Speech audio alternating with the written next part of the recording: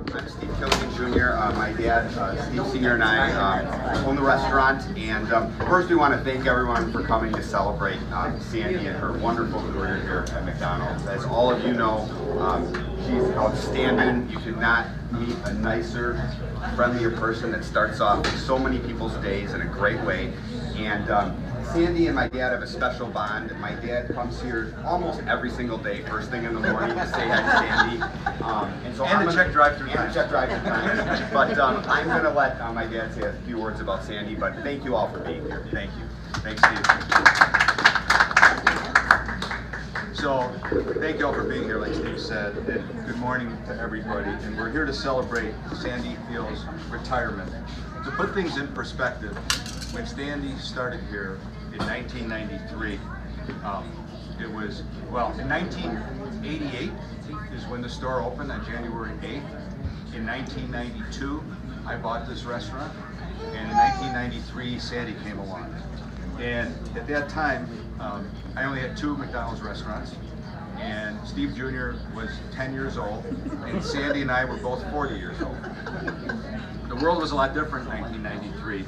Some things that were going on in 1993 was Bill Clinton had just been elected president. The Buffalo Bills had lost their 3rd Super Bowl in a row.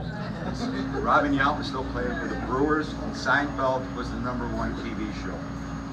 And in 1993, Sandy Field started her career as the queen of McDonald's drive-thru.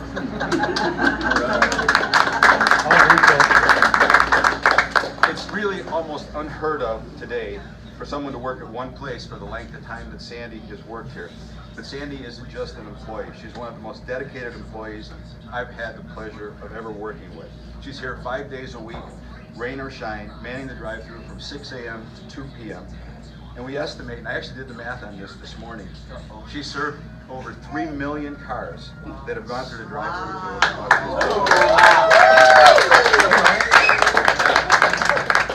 Think about that for a second. For the years, she's served 3 million customers, and they've heard Sandy's friendly voice on the other end of that speaker, and they've seen her smile when they stopped at the window. That's pretty impressive. Yes, it is. She knows her customers by name. She knows what time they come through, and she knows what they usually order. When I've worked with her, I hear her saying things like, "Good morning, Sally, sausage McMuffin with egg, no cheese, right?" And I just say, "Good morning." She says, "Good morning, Steve, black coffee, large coffee, 2 cream, 3 equals." She served Happy Meals to kids who are now coming here to serve Happy Meals to their kids. She's gone from when we had breakfast only until 10:30 to breakfast all day. She's seen everything, done everything, and served everything. And she's done it all with the best attitude an employer ever asked for. As a matter of fact, she's so good at her job that when I have to brush up on my skills, this is where I come to learn how to do things again. She's worked with 2 CEOs of McDonald's corporations. They've actually come here to work with her to observe how she does things, and they've used her as an example for McDonald's throughout the world. She was Crew Person of the Year for half of the country back around, I don't remember exactly what year, but it was the early 2000s. I mean, that's being rated the #1 crew person for half of the United States, which is like 17,000 restaurants.